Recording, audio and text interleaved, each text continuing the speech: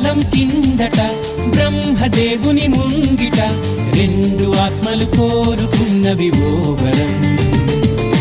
రూపురేఖలు వేరట, ఊపిరొకటే చాలట, ఆ వరాన్నే స్నేహమంటున్నాం మనం. కంటి పాపని కాపు కాసే జంట రెప్పల కాపలాగా నిండు చెలిమికి నువ్వు నేను నీడనివ్వాలి. స్నేహమంటే రూపులేని ఊహ కాదని లోకమంతా నిన్ను నన్ను చూడగానే నమ్మి తీరాలి.